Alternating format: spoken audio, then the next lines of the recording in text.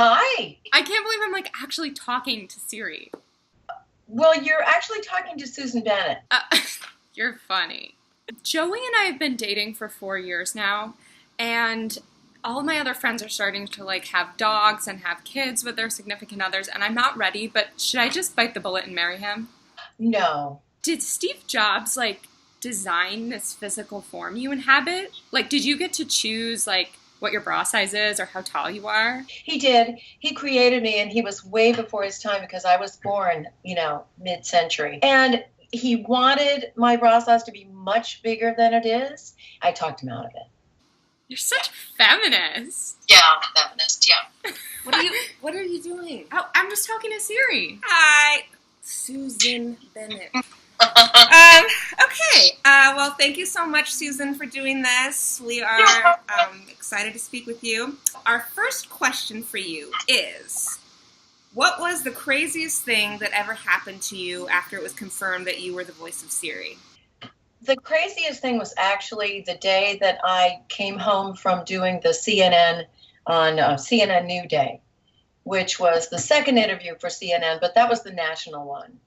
And I came home to find 500 emails and 100 phone calls. And I was so incredibly overwhelmed, and I just thought, really? So what are your thoughts on sudden fame and notoriety? For me, it was a struggle because I've never aspired to fame, never. All I ever wanted was a lot of good work and the respect of my peers. And so basically, I've pretty much had that. And so as far as, there are some people that just are dying for fame. And, I think that's one of the things of our selfie culture, that everybody's constantly taking their picture. Everyone wants to be famous, except me.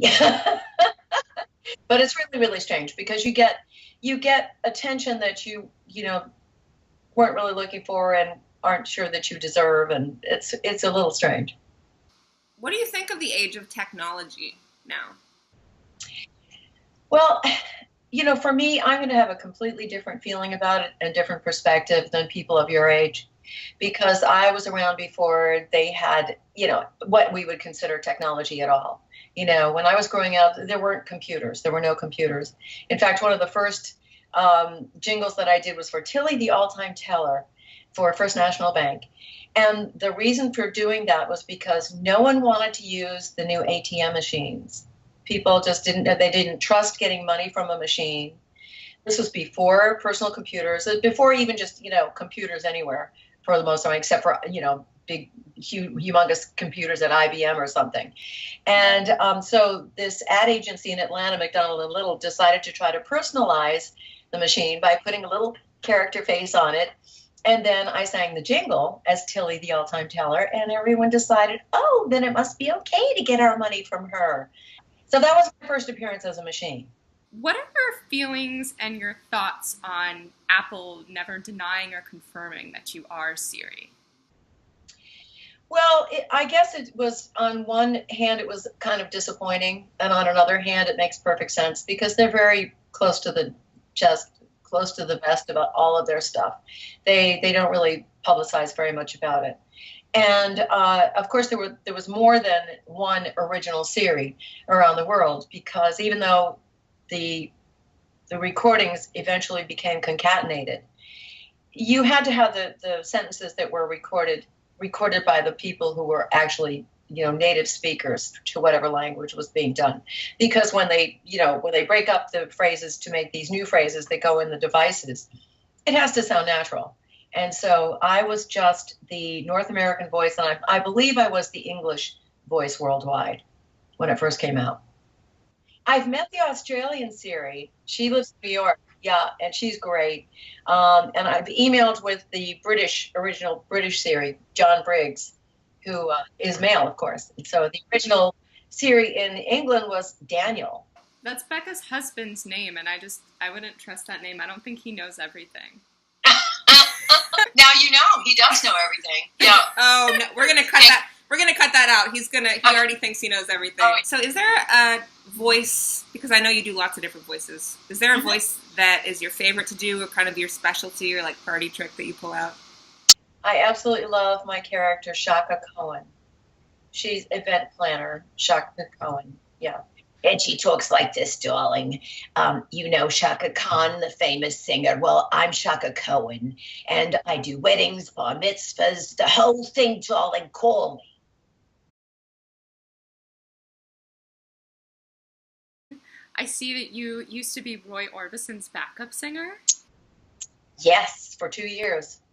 Well, it was really incredible because my very first gig with him, most of the band had come from Nashville, and I was living in Atlanta at that time. And I was recommended. They had fired someone from one of the vocalists, and they needed to replace her right away because they were going on a European tour. And so they needed someone that could sing the part, and they also needed someone that they knew had a passport. So one of the other vocalists who had known me previously in Atlanta, I worked with him. He said, well, you should get Susan Bennett. And so I was hired, and the first gig was in Bulgaria, televised to 10 million people. Yeah. What people don't realize about Roy is that the Beatles used to open for him. He was huge in the early 60s. He was really, really huge. I was with him for 2 years, and then a couple of years after that is when he joined the Traveling Wilburys. Do you still perform in a band? I do. Funny you should ask. My husband and I had a private event band for over 20 years, and we worked with the same people too for all that time. It was really, really fun. It was very, gratifying. But now we are in brat mode, and so we try to do as much stuff that's super, super fun and not so as administrative as a event band would be. So we have a band now called Boomers Gone Wild. And we play everything from just nothing but 60s and 70s rock and soul music.